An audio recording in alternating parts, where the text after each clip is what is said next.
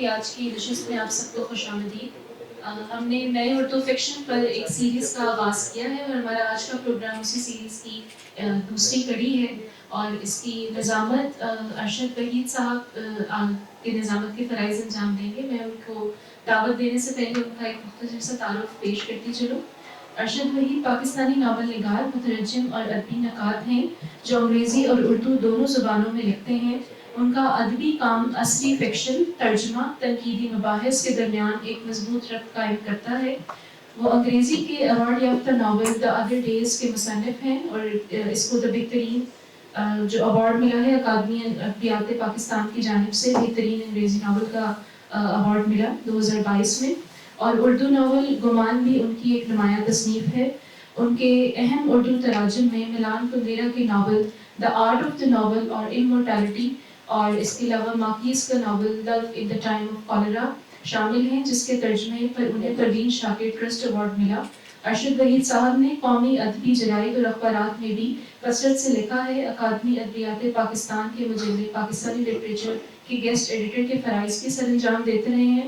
اس کے علاوہ ٹیلی ویژن میں talk show art with word کی میزبانی اور تحقیقی ورکشاپس بھی منعقد کرواتے رہے ہیں ملک میں۔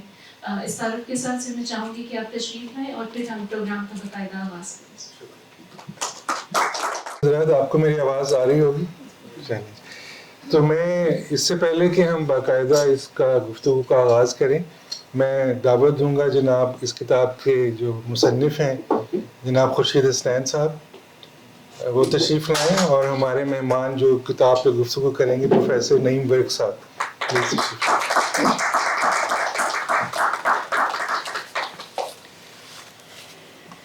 خورشید صاحب سے ہمارا تعارف کچھ سالوں سے ہے، اور ہم نے ان سے بہت سیکھا، ادب کے بارے میں بھی اور سائنس کے بارے میں بھی۔ بنیادی طور پر خورشید صاحب فزکس کے پروفیسر رہے ہیں، اور فزکس کے کافی دیگر جو فرائض ہے، مطلب ریسرچ کے، اور پھر جو ایک منسٹری کے ساتھ بھی آپ کا تعلق رہا، اور نیشنل سینٹر آف فزکس میں بھی انہوں نے بہت کام کیا۔ شاعری اور افسانے یہ پہلے سے لکھتے رہے۔ ان کا جو شاعری کا ایک مجموعہ کنارے آپ کے خواب، وہ بھی منظر عام پہ آیا، اور بہت اچھی اس میں شاعری تھی، اور جو مجھے ذاتی طور پر بہت پسند، اور لوگوں نے بھی بہت پسند کی۔ ریسنٹلی ان کا ناول منظر ایک بلندی سے وہ شائع ہوا ہے، اور آج ہم اسی پہ بات کریں گے۔ خورشید صاحب کے بارے میں تھوڑا سا میں مختصر اور تعارف کرواتا چلوں کہ گو کہ ان کا تعلق سائنس سے رہا ہے، لیکن ان کا پاکستان میں اردو نثر اور نظم کی ایک بہت ہی اہم خاندان سے بھی تعلق ہے۔ ان کا ننیال کے حوالے سے مولانا الطاف حسین حالی سے ان کا تعلق ہے، اور خواجہ احمد عباس جو ایک بہت اچھے افسانہ نگار بھی تھے، اور انڈین فلم انڈسٹری میں بہت سی انہوں نے فلموں کے اسکرپٹ بھی لکھے، خاص طور پر راج کپور کی فلموں کے، تو وہ ان کے ماموں ہیں۔ تو اور خود یہ ان کے والد صاحب کا تعلق سائنس کے ساتھ، ان میں بھی یہ دونوں چیزیں مشترک آئی ہیں کہ ان کا تعلق سائنس سے بھی ہے اور اردو نثر اور نظم سے بھی ہے۔ بہت سے لوگ سمجھتے ہیں کہ شاید سائنس اور آرٹ یا لٹریچر مختلف چیزیں ہیں، لیکن میں سمجھتا ہوں کہ خاص جگہ پہ ان کا ایک اتصال بھی ہے کہ دونوں ایک ڈسکوری اور کریٹیوٹی کے عمل سے میں ایک دوسرے سے منسلک ہیں۔ تو ان سے اور باتیں بھی ہوں گی، لیکن ابھی تعارف کو ہم یہیں تک محدود رکھتے ہیں۔ نعیم ورک صاحب اورینٹل کالج پنجاب یونیورسٹی میں اردو کے استاد ہیں، اور پاکستان میں ناول کے اوپر ان کا بہت گہری نظر ہے، اور ان کی کتابیں بھی آئی ہیں ناول کے بارے میں۔ تو آج ہم ان سے اس ناول کے بارے میں مزید جاننا چاہیں گے۔ میں تھوڑی سی بات اس ناول کے بارے میں شروع میں 1 یا 2 منٹ زیادہ نہیں لوں گا، کیونکہ اصل چیز تو کتاب کے مصنف نے اور ہمارے پروفیسر صاحب نے ہمیں بتانی ہے۔ یہ اس ناول میں کافی چیزیں جو اس کے اگر آپ شروع کے کچھ 2 یا 3 باب پڑھیں تو پورا اس کا کانٹیکس اس میں سیٹ ہوتا ہے، جس میں سارے کردار تقریباً اس میں متعارف ہو جاتے ہیں۔ ایک پرنس کا کریکٹر ہے، ایک سنگ تراش کا کریکٹر ہے، ایک حکیم ہے جو اسی علاقے کے جو جڑی بوٹیاں ہیں ان سے وہ دوائیں بناتے ہیں، ان کی ایک بیٹی ہے۔ اس کے ساتھ ساتھ اس پورے ماحول میں ایک پہاڑی ہے، ایک ٹیلہ ہے، جہاں پہ ایک سنگ تراشی جو ہے، ایک سنگ تراش آ کے سنگ تراشی بھی کرتا ہے اور بناتا ہے مجسمے. میں بات کو یہیں تک رکھتا ہوں، لیکن اس پوری چھوٹی سی بستی میں ایک اس پہاڑی کے ٹیلے پہ اور اس کے ارد گرد جو ایک دیہات ہے، ایک گاؤں ہے، اس میں تقریباً پاکستان کی تمام سوشل پولیٹیکل اسپیکٹس اس میں آ گئے ہیں. اس میں فن سے محبت کرنے والے لوگ بھی ہیں، اس میں جو نیچر کے ساتھ محبت کرنے والے لوگ ہیں، جو چاہتے ہیں کہ بہت زیادہ انٹرونشن نہ ہو انوائرمنٹ میں، اور لوگ اپنے زمین اور اس کی جو خوشبو ہے اس سے اس کے ساتھ وابستہ رہیں اور اس کے اندر ہی ترقی کریں. لیکن اس کے ساتھ ساتھ جو ایک لینڈ مافیا ہے اور جو بالکل ایک نیچر کی چیزوں سے اپنا صرف سرمایہ ہی کریٹ کرنا چاہتا ہے، اس کا بھی ہے. تو پورے ناول کی باہمی کشمکش ہے اور وہ اپنے انجام تک پہنچتی ہے. تو میں مزید اس لیے نہیں بتاؤں گا کہ تاکہ اس کتاب کہانی میں سسپینس رہے. تو میں گفتگو کا آغاز شروع میں پروفیسر خورشید صاحب آپ سے کرنا چاہوں گا کہ ہم نے یہ بات تو کر لی کہ آپ کا تعلق سائنس سے رہا، پھر آپ کچھ شارٹ سٹوریز بھی لکھتے رہے، شاعری آپ نے بہت اچھی کی، پھر ایک دم آپ کو ناول لکھنے کا خیال کیسے آیا اور اس کا کیا پروسیس تھا، آپ کا کریٹو پروسیس تھا؟ آپ یہ لگا لیجیے نا. اچھا یہ آپ کے لگ گئے، ان کے بھی لگا پلیز. Thank you.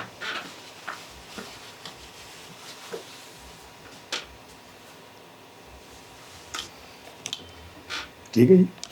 خورشید صاحب ٹی وی پہ کافی انٹرویو دیتے رہے، اس لیے انہوں نے فوراً خود ہی لگا لیا. آپ کی ہی توسط سے ہوا یہ. آپ بھی لگا لیجیے. وہ ہے یہاں میں کر لوں. اچھا، یہ ناول لکھنے کا خیال کیسا ہے؟ اس کے ویسے تو خیر بہت سی چیزیں ہوتی ہیں.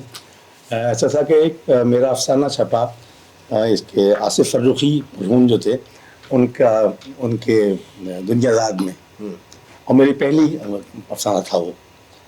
تو وہ تو کافی عرصے کی چیزیں جمع ہوئی تھیں، تھوڑا طویل وہ افسانہ بن گیا. تو آصف نے اس پہ ریمارک یہ دیا پڑھ کے کہ بھائی اس کے کردار تو اتنے وہ ہیں، دلچسپ ہیں کہ اس پہ تو ہر ایک پر ناول لکھا جا سکتا ہے، اور آپ کا اسٹائل بھی تفصیل میں جانے کا اتنا ہے کہ آپ ناول لکھ سکتے ہیں. تو بات ان کی آئی کہی ہوئی ہو گئی ختم. اس کے بعد ان کا خیر انتقال بھی ہو گیا. تو مجھے ان کی بات لیکن دماغ میں میرے رہی کہ شاید میں ناول لکھ سکتا ہوں. تو جب یہ مخصوص جو موضوع تھا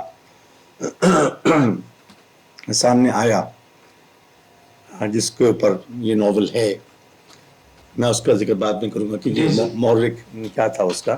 تو تب مجھے یہ خیال آیا کہ اس پر یہ افسانہ کافی نہیں ہوگا. یہ ایسا موضوع ہے کہ جس کے اوپر مجھے جانا پڑے گا، کھول کے پورے ماحول کو کریٹ کرنا پڑے گا. تو پھر میں نے کوشش کی، اور یہ بہت مشکل کوشش تھی. مجھے یہ احساس بعد میں ہوا کہ تقریباً یہ میں نے کام شروع کیا تھا ایکچولی کووڈ کے دوران میں، 2020 میں یا 21 میں، اور 2000 سمجھ لیجیے کہ 24 کا جو 23 کا پورا سال جو تھا میں نے لکھ کر اور ایک ناول ضائع کر دیا تھا. تقریباً پورا ناول مجھے اندازہ ہوا کہ اسی تھیم کے اوپر کہ یہ نہیں بات نہیں بن رہی.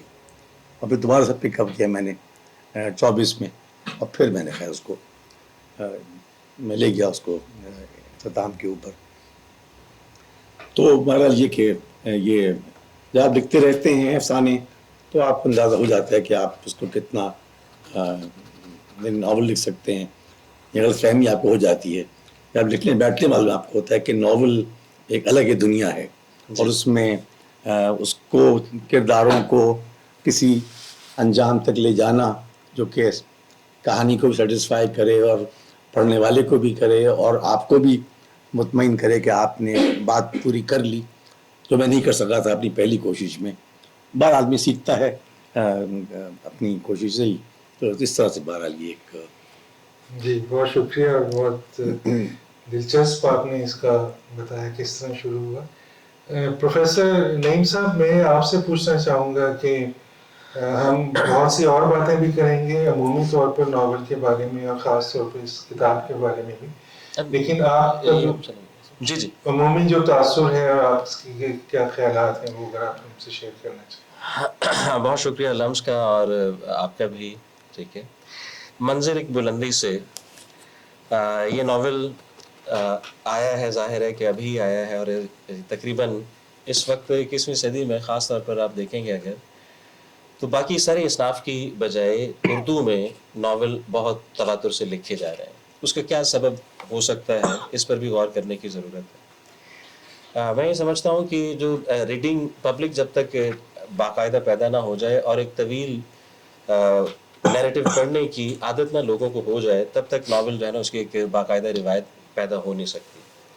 शुरू में जब नावल आया वो तो सब जानते हैं कि उसका मकसद तो समाजी था और सियासी भी था, लेकिन इस वक्त तो कोई ऐसा समाजी या सियासी और ज़ाहिर है कि हुकूमत की तरफ से तो नहीं लिखवाए जा रहे जो कि शुरू में थे। तो 21वीं सदी में क्यों नावल इतनी मतलब उसका एक बूम अगर हमें नज़र आता है उर्दू में, तो उसकी वजह क्या है? उसकी वजह दो अफराद हैं मेरे नज़दीक। एक का नाम इन्होंने ले लिया है, वो है आसिफ फ़ारूक़ी साहब। उनका जो रिसालत है दुनिया ज़ात, लेकिन उससे पहले जो काम उन्होंने किया वो ये था कि दुनिया की मुख्तलिफ़ बेहतरीन नावलों का उर्दू में तर्जुमा करके ना सिर्फ कि ख़ुद शाया किए अपने तराजिम, बल्कि जो लोग तर्जुमे कर रहे थे कराची में बैठकर उनका भी एक तरह से हौसला अफजाई की। और नतीजा ये निकला कि आप देखेंगे पिछले कोई मतलब 19वीं अभी 20वीं सदी की आखिरी 2 दिहाइयों में ख़ास तौर पर और 21वीं सदी में बड़ी एक तसलसल के साथ तराजिम आने लगे। दूसरे इसमें है अजमल कमाल साहब और उनका रिसाला है आज। तो आज का ख़ास तौर पर जो है बहुत बड़ा कंट्रीब्यूशन है, क्योंकि हम जो कहानियाँ कह रहे थे वो एक ख़ास स्टाइल था हमारा, और वो ये था कि अपने जो एक समाजी माहौल है उसके अंदर रखकर कहानी कही जाए। तो लेकिन लातीनी अमेरिका में कहानी कैसे कही जा रही थी, नावल कैसे लिखा जा रहा था, या फ्रांस में मिसाल के तौर पर, या कनाडा में, और फिर इससे भी आगे बढ़ के जो बहुत खुशाइंद बात है वो ये किया कि आज ने जो हमारी आमतौर पर जिन्हें इलाकाई ज़ुबानें कहा जाता है या सूबाई ज़ुबानें कहा जाता है, हालांकि ज़ुबान तो ज़ुबान होती है, वो जहाँ भी बोली जाए, तो उनमें जो शाया हो रहे थे ख़ास तौर पर बड़े सगीर की जो साउथ एशिया की ज़ुबानें हैं, जैसे मलयाली है या तेलुगु है या बंगाली है या पंजाबी है, ठीक है, तो उनकी तहरीरों को भी फिर आज ने अपने सफ़ात में जगह दी। तो एक रीडिंग पब्लिक की डेवलपमेंट का है कि एक आदी बनाना, ठीक है, और तराजिम के ज़रिए और दुनिया की जो मुख्तलिफ कहानियाँ थीं, मतलब चेक के अदीब या आप देखें जितने भी बड़े हैं, जर्मन जैसे हैं, थॉमस मान हो या काफ्का हो, तो काफ्का का तो तकरीबन सारा ही काम उर्दू में आ गया, या सिद्धार्थ अगर आप देखें तो वो आ गया उर्दू में। तो एक पूरी तवील फहरिस्त है। तो अब तो खैर आप देखेंगे अगर तो 2-3 ऐसे पब्लिशर हैं जिनका काम ही सिर्फ नावलों की तराजम शाया करना है। तो ये एक वजह है। उसका नतीजा ये निकला है कि अगर आप गौर करें, हमारे कई शायर ऐसे हैं जो पहले शायरी करते थे, तो अचानक उन्हें भी ख्याल आया कि हमें शायरी से हट कर या उसके साथ साथ नावल भी लिखने चाहिए, ठीक है। तो एक तो ये एक सूरत हाल है कि 21वीं सदी में नावल बड़े तवातुर से लिखा जा रहा है, जिसमें फिर मंजर एक बुलंदी से भी आया है। और जैसा खुद खुर्शीद साहब ने भी बता दिया कि अफसाना भी लिख रहे थे वो और शायरी भी कर रहे थे, लेकिन नावल पर। एक यहाँ मैं और भी अर्ज़ करता चलूँ कि खुद ज़ाहिर है वजाहत तो वो खुर्शीद साहब करेंगे। ये समझना है कि अफसाना जो है उसको ज़रा तवील कर दिया जाए तो नावल बन जाएगा, तो ऐसे नहीं है। दोनों जो जॉनराज हैं उनका मिजाज बिल्कुल मुख्तलिफ है, ठीक है। आप बहुत ही एक फोकस्ड होते हैं, ठीक है, और एक तरह की वहदत बहुत ज़रूरी है और यकताई आपने पैदा करनी होती है अफसाने में, जबकि नावल ज़ाहिर है कि वो मल्टीप्लिसिटीज़ उसमें बहुत सारी होती हैं। और ख़ास तौर पर नावल निगार ने एक मौका देना होता है अपने किरदारों को कि जो वो कहना चाहते हैं वो पूरी तसल्ली से कह सकें। वो कैसे कह सकते हैं? वो ये है कि आप जब किरदार बनाते हैं, एक ज़ाहिर है कि कुछ ऐसे किरदार आपके होते हैं जिनके साथ साथ आपने चलना होता है, वो आपके पसंदीदा होते हैं। लेकिन नावल जो है वो डायलेक्टिक्स के बगैर नहीं लिखा जा सकता। आप ये नहीं कर सकते कि बस अब आप अपनी बात या अपनी पसंदीदा बातें ही दोहराते चले जाएं और कोई कन्फ्रंटेशन ना हो, कोई कॉन्फ्लिक्ट ना उसमें हो, बस ऐसी बात, तो ऐसे नहीं होगा। तो कुछ ना कुछ ऐसे किरदार आपको लाने पड़ते हैं जो वो बात करें जिसको आप पसंद नहीं करते। अब ये एक बारीकी यहाँ आती है कि अगर नावल निगार अपने नापसंदीदा किरदारों को उतनी ही मेहनत से नहीं लिखता जितनी मेहनत से उसने अपने पसंदीदा किरदारों को लिखा है, तो नावल कमज़ोर रह जाता है। ये नावल जो है, अब इस पर हम आते हैं, ये नावल मंजर एक बुलंदी से मुझे ऐसा महसूस हुआ कि ये कराची के कहीं आसपास के जो नवाही इलाके हैं, ठीक है, जिन्हें स्वर्ज आमतौर पर कहा जाता है, तो वहाँ की एक बस्ती के बारे में लिखा गया है। और जैसे बात भी की अरशद वही साहब ने कि पाकिस्तान का सारा एक मंजरनामा जो सियासी है वो भी ठीक है, लेकिन सारा सियासी मंजरनामा किसी नावल में आ नहीं सकता। चूँकि एक आपने सेटिंग बना ली कि आप कराची और उसके आसपास के जो हालात हैं उनमें, तो कराची के वो वाले हालात जब मिसाल के तौर पर कत्ल व गारत वाले मामले पर काबू पाया जा चुका था, ये उसके बाद की कहानी है। एक तो ये यानी वो जो राइज था, ठीक है, ख़ास सियासी जमात का, और फिर उसमें जो लिसानी फसादात हो रहे थे और बहुत ज़्यादा, लेकिन जो करैक्टर है इसका, जो मेन किरदार है, वो कहीं ना कहीं ठीक है, अगर हम उससे ना भी जोड़ें तो वैसे अगर हम देखें तो वो एक ऐसा ही सियासी जमात का कारकुन है जो बुनियादी तौर पर तो स्टूडेंट पॉलिटिक्स से आया, लेकिन जब मतलब ये है कि एक पूरा रास्ता बताया हुआ है कि जब आप स्टूडेंट पॉलिटिक्स में आते हैं तो उसके नतीजे में आप एक नुमाया हो जाते हैं। तो सियासी जमातों को भी ऐसे, पंजाबी में ऐसा बैठे हुए कहते हैं बुलार, यानी कोई ऐसा शख्स जो अच्छी बात कर सकता हो और अपनी बात से एक फ़िज़ा पैदा कर सकता हो या सामने बैठे हुए लोगों को मुतासिर कर सकता हो। तो ऐसा ही एक किरदार है प्रिंस। नाम जो रखे हैं खुर्शीद साहब ने, वो मुझे ऐसा लगता है कि जैसे अभी हाल ही की बात हुई तो नज़ीर अहमद का जो एक सिलसिला था कि इसमें बामुसम्मा किरदार रखे जाएँ, तो एक तो ये कि आप नाम से ही आपको अंदाज़ा हो जाएगा कि ये एक मवाली टाइप कैरेक्टर है जो था नहीं, बना दिया गया। यानी वो बिल्कुल ऐसे ही जैसे एक आम हमारे मिडिल क्लास या लोअर मिडिल क्लास घराने के लड़के होते हैं कि कॉलेज में जाते हैं और उसकी पॉलिटिक्स में तकरीरें करते हैं और फिर किसी सियासी जमात में अपने हुकूक की जिद्दोजहद के लिए वो जाते हैं। लेकिन जाहिर है कि हर शय की कीमत होती है, तो जमात आपको आपके हुकूक के लिए अपने यहाँ जगह नहीं देती, बल्कि अपने उनके जो एजेंडे हैं उनके लिए वो अपना हिस्सा बनाती है। तो भत्ता वसूली में भी ये शामिल हो जाता है जमात के कहने पर, ठीक है, और वहाँ एक झगड़े के नतीजे में कत्ल हो जाता है जो ये नहीं करता। लेकिन चूंकि वहाँ मौजूद है जो लोग भत्ता लेने गए हैं उनमें भी प्रिंस साहब शामिल हैं, तो अब यहाँ से एक फिर नई उसकी ज़िंदगी में मोड़ आता है।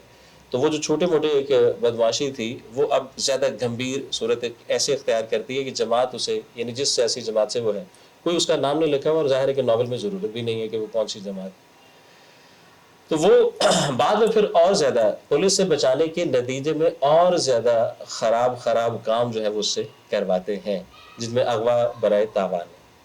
अच्छा, खुर्शीद साहब की जो खूबी मुझे महसूस हुई वो ये थी कि एक जैसे जासूसी आप समझ लें या सस्पेंस वाले जो एक बयानी होते हैं, तो बहुत एक गुठा हुआ प्लॉट है। एक ऐसे आहिस्ता आहिस्ता ये फैलाते हैं कि एक बंदा है, उसकी ज़िंदगी है, उसकी ज़िंदगी में कॉन्फ्लिक्ट्स आ रहे हैं, ठीक है, और फिर वो क्रॉस रोड्स में आता है, ठीक है, किसी और से उसके रास्ते टकराते हैं, तो कोई बिल्डर है वो भी मौजूद है, ठीक है, उसकी भी जो कहानी है खुर्शीद साहब का, ये मैंने देखा कि ये जब शुरू करते हैं अपने किरदार को तो उसका जो इब्तदाई ज़िंदगी है, उसका पस मंज़र है, उसके अंदर वो उसको तश्कील देते हैं।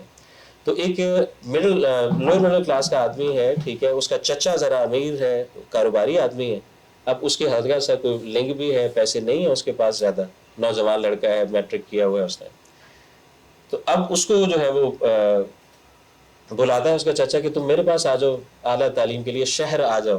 तो वो शहर उसने बुला लिया और उसकी एक बेटी है, तो अब वो अपना सारा बिजनेस, कोई बेटा नहीं है उसका, तो अपना सारा बिजनेस उसकी तरबियत के ज़रिए उस लड़के को जिसकी टांग में थोड़ा सा लेंगे था, तो अब वो एक बंदा कि जो एक आपका रिश्तेदार है लेकिन कमज़ोर मुआशी पस मंज़र रखता है, उसको आप जब अपलिफ्ट करते हैं, अपने कारोबार को देते हैं, तो क्या उसके घर वाले भी उसे कबूल कर रहे हैं, ख़ास तौर पर उसकी बीवी और बेटी जिससे उसने उसकी शादी करने का सोचा है, तो वो भी एक आप देखेंगे तो यहाँ इस नावल में मौजूद है कि जैसे कि आमतौर पर होता है रवैया कि वो नहीं पसंद करती, लेकिन जाहिर है कि बाप के आगे उसकी बात भी नहीं चलती, नतीजा है कि शादी हो जाती है। तो अब ये एक शख्स है।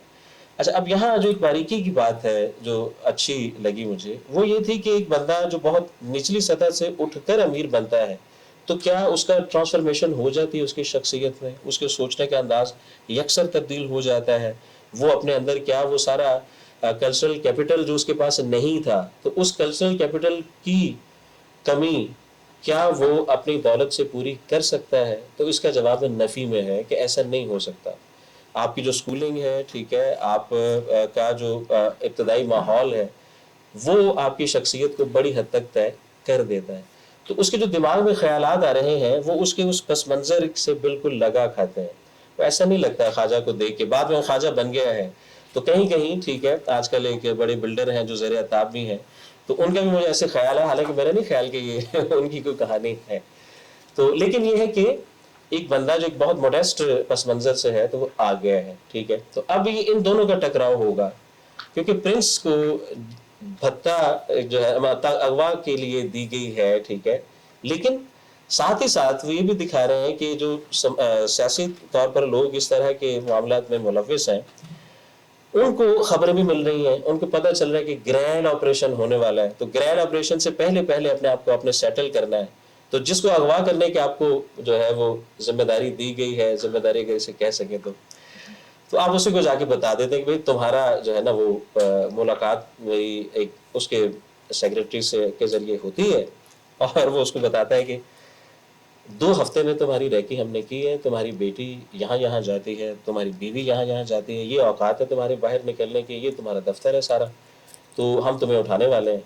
लेकिन अब जाहिर है कि मैं आपको बता रहा हूँ सिर्फ इसलिए कि आप मुझे बचाएं। तो अब इंटरनली जैसे पहला मतलब जब शुरू वो उसने किया था सफ़र, तो एक आम लड़के से किया था प्रिंस ने, लेकिन पार्टी में मुसलसल धुंसता चला जाने की, तो आप एक डिसीजन जब आप लेते हैं, यानी एक ऐसा दरिया है जिसमें आप छलांग तो अपनी मर्जी से लगाते हैं, लेकिन वो आपको कहाँ ले जाए आपको नहीं पता। लेकिन वहाँ फिर हम ये देखते हैं कि यहाँ वो कोशिश करता है अपने आप को सेटल करने की।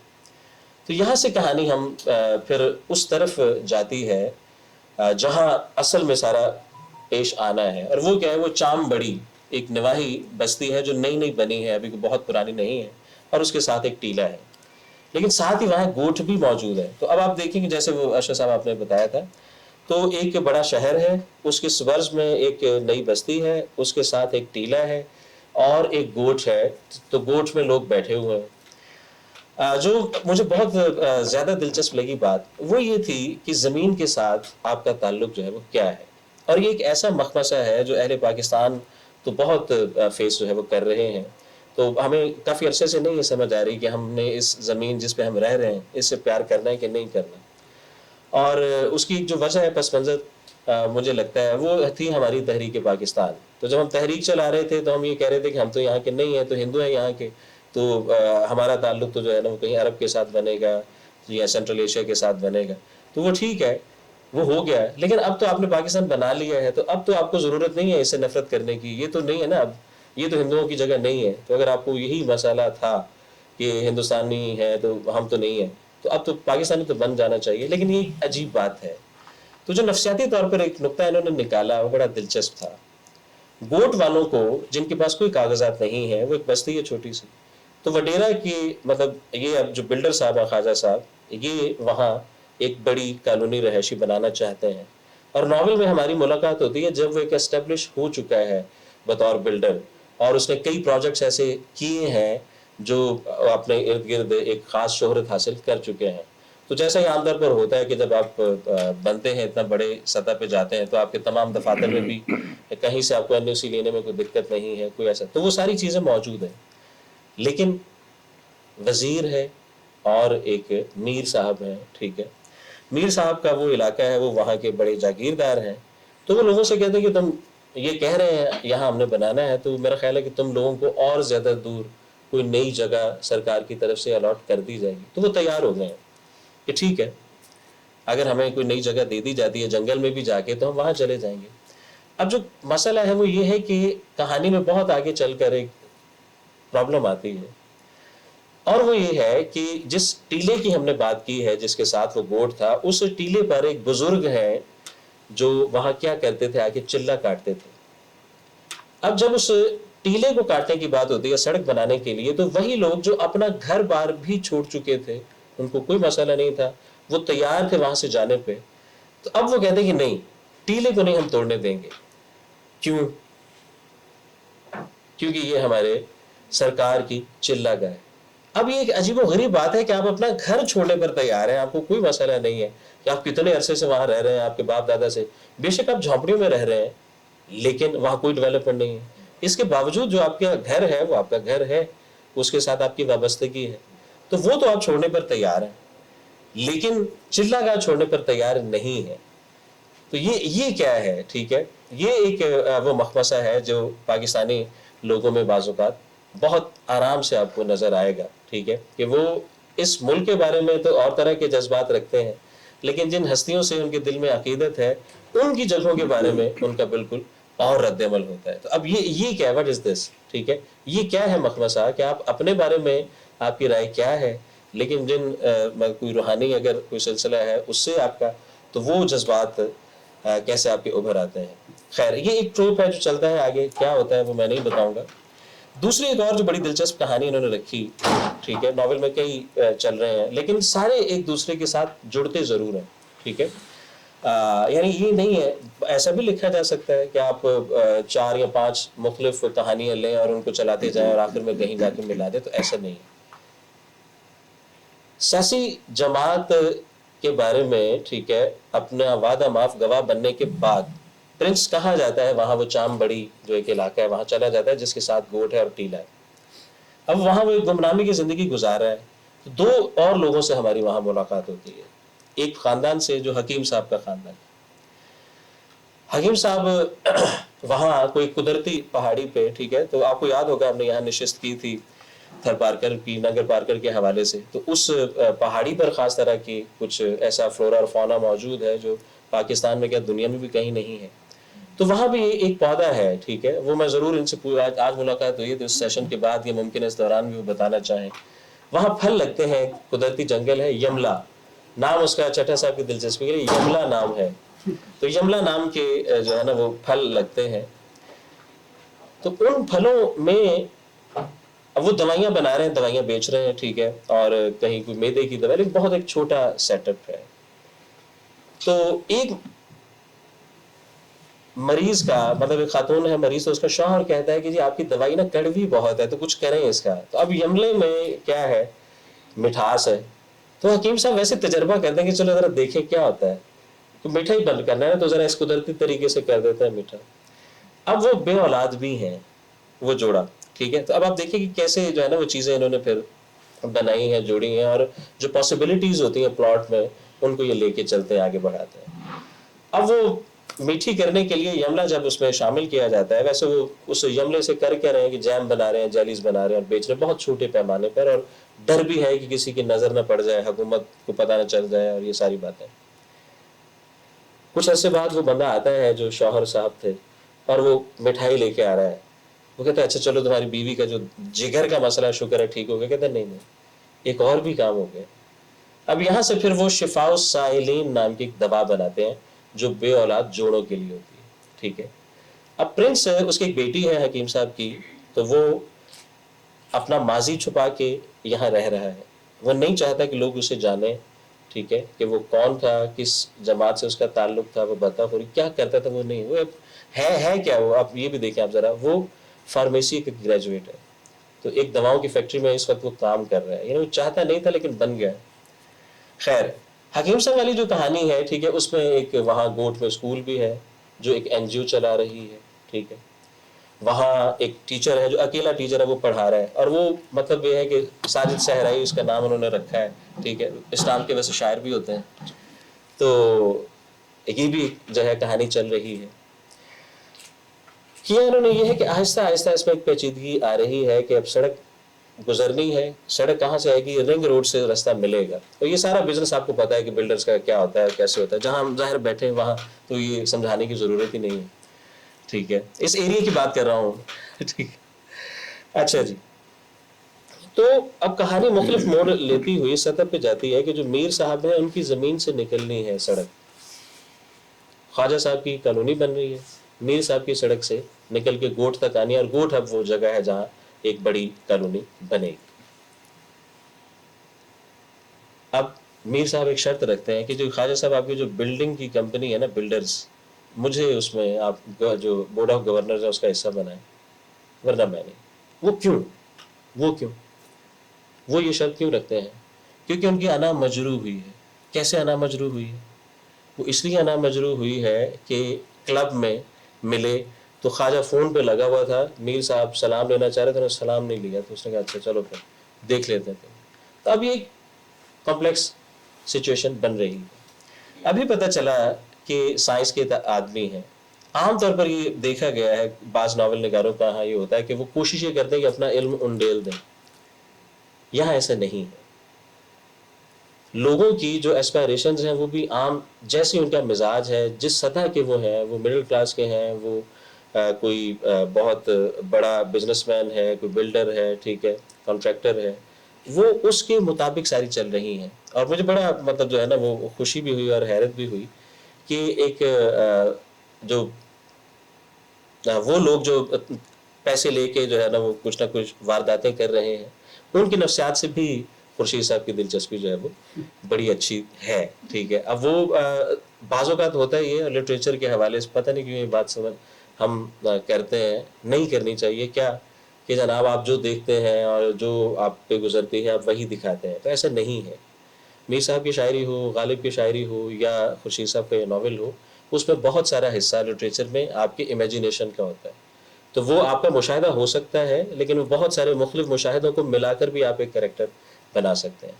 تو کرداروں کا ایک کنفلکٹ ہے, ان میں ایک آپ کو ارتقا نظر آئے گا جو ایک اچھے ناول میں ہونا چاہیے. ٹھیک ہے, کہانی جن بھی موڑوں سے گزرتی ہے ان موڑوں سے گزرنے کے بعد ایک باقاعدہ نقطے پہ جا کے وہ ختم ہوتی ہے.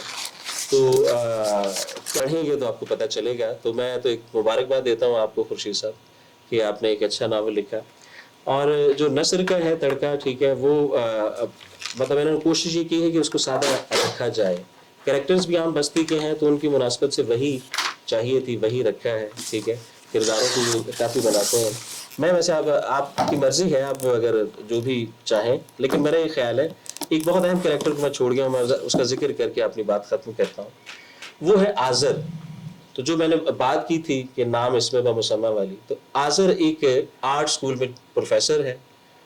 ایک مقابلے میں, ٹھیک ہے, دو اس کی شاگردیں ہیں, ایک کو وہ پسند کرتا ہے, دوسری اسے پسند کرتی ہے. مقابلہ ہوتا ہے اور جو اس کو پسند کرتی ہے وہ ہار جاتی ہے, and she commit a suicide.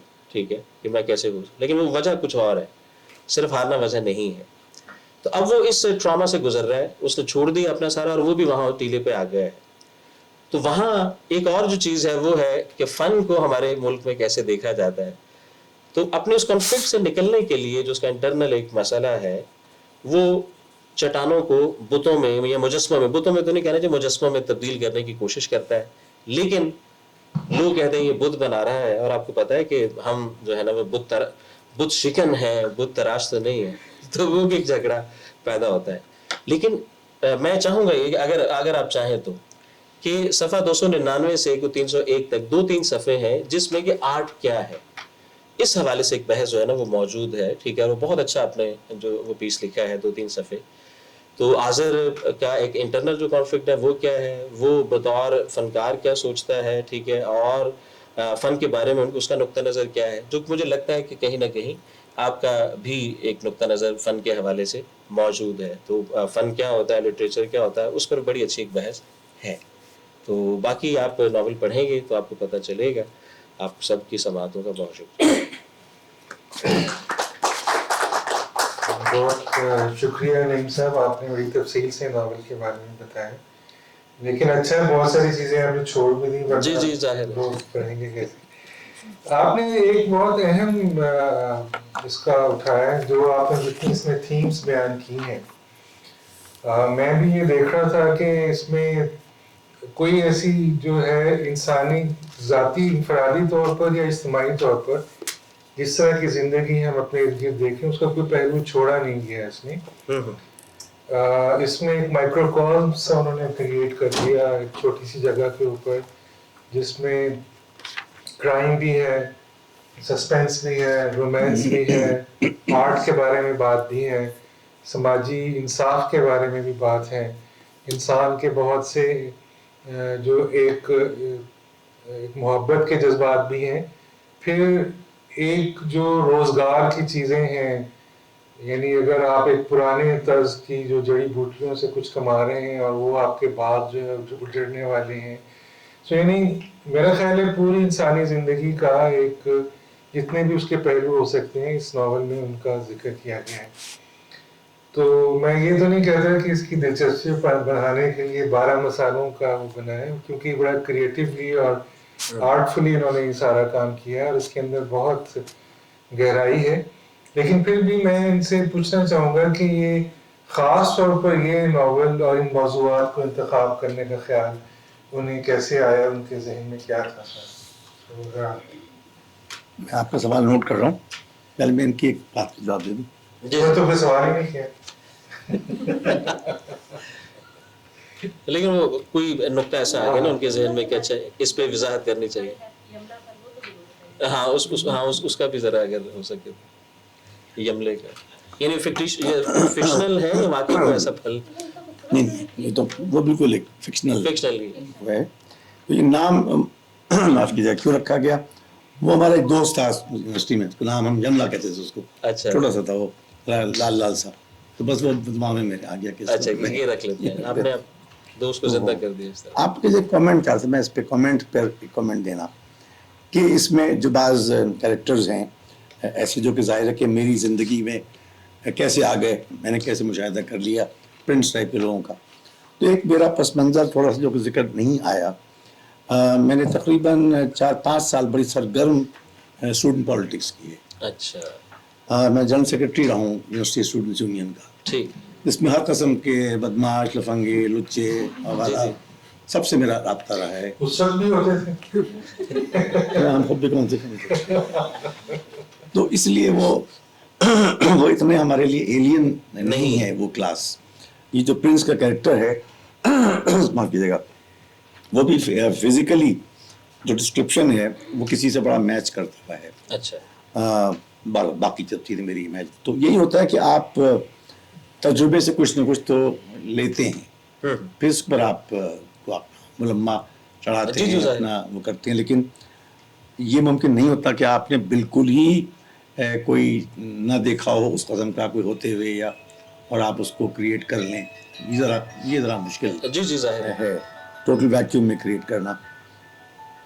تو یہ میرا بس پہ ہوتا کہ نہیں، میرا تجربہ جو ہے وہ صرف لیبارٹری کا نہیں ہے، انسانی لیبارٹری کا تجربہ ہے مجھے.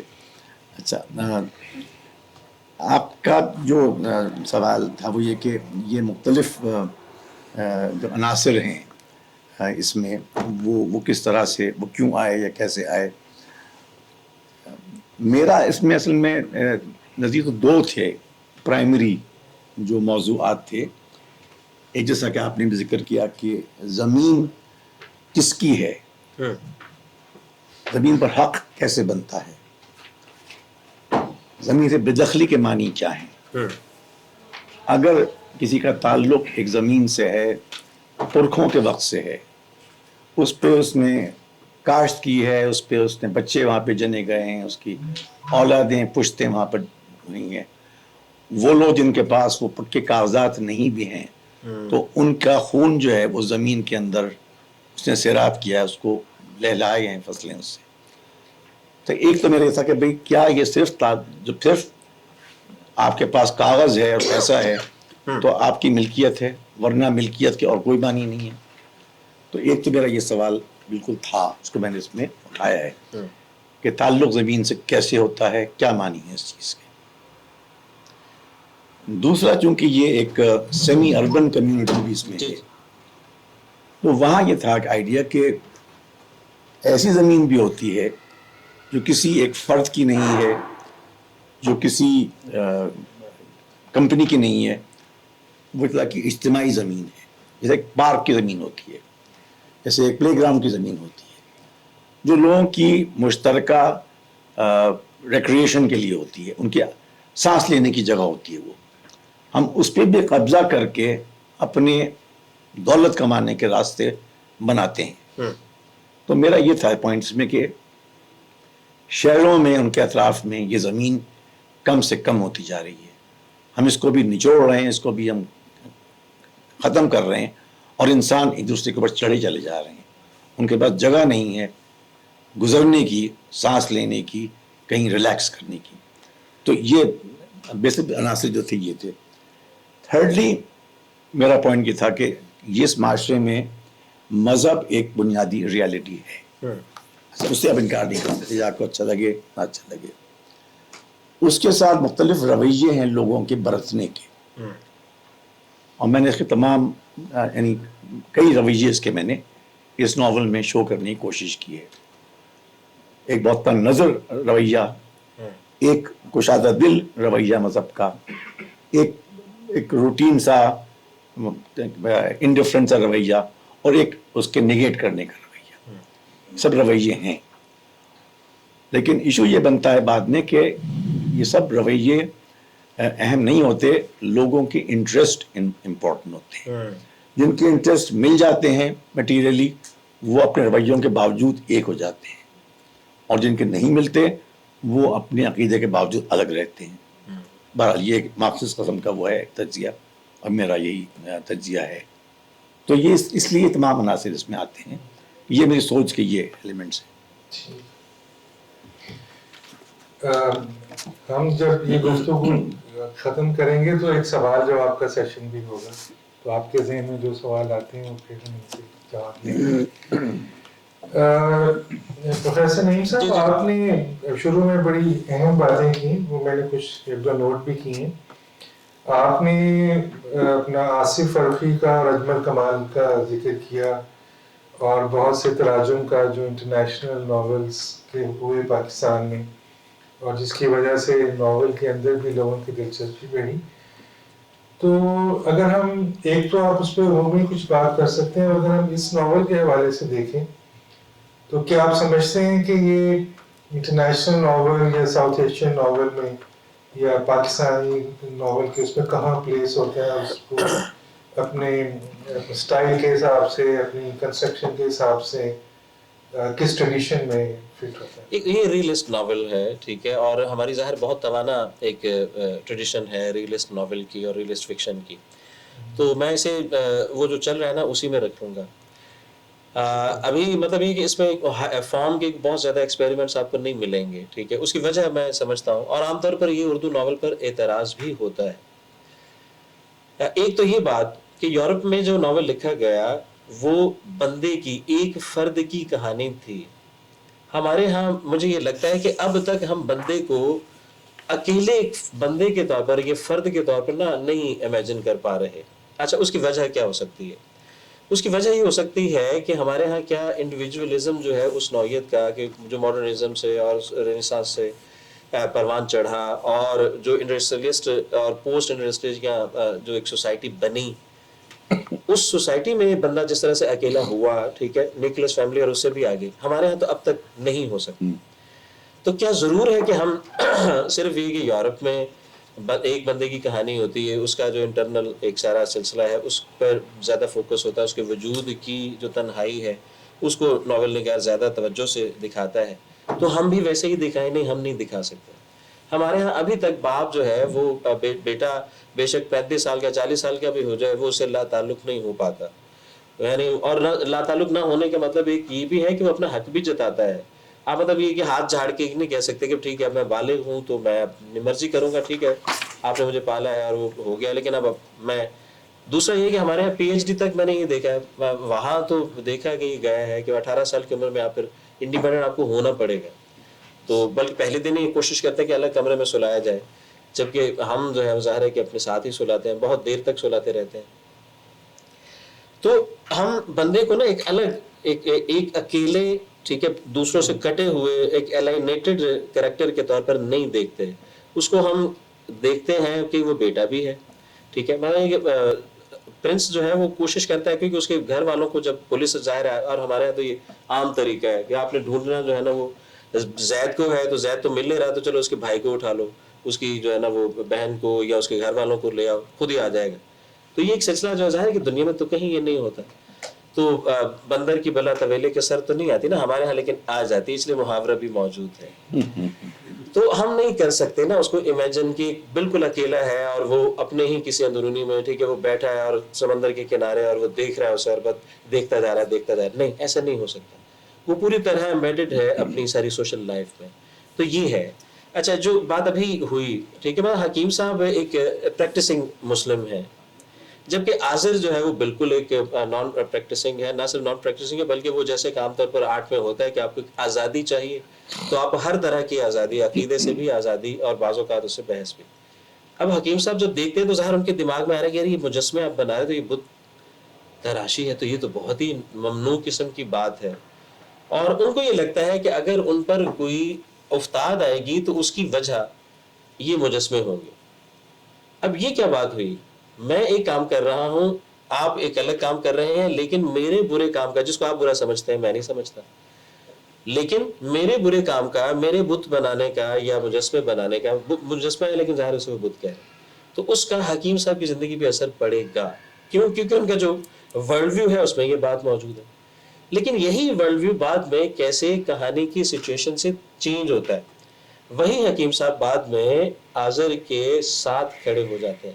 تو یہ جو کریکٹرز کی ٹرانسفارمیشن ہے ٹھیک ہے، جو اچھا کام ہے وہ یہ کہ ایسے نہیں کہ جو بندے کو آپ نے پہلے دیکھا جس حالت میں تو اینڈ تک ٹھیک ہے، کوئی 350 پورا صفحہ ہے اس کا اور باریک فونٹ میں اور بڑے سائز میں، تو یعنی کافی طویل ہے. تو اس سارے عمل میں ایسا نہیں کہ پرنس ایک ہی طرح کا کریکٹر رہا ہو، آذر ایک ہی طرح کا بندہ، تو ایسا نہیں ہے ٹھیک ہے. تو ان کے اندر کیا چل رہا ہے، ان کے باہر تو وہ چینج ہو رہے ہیں.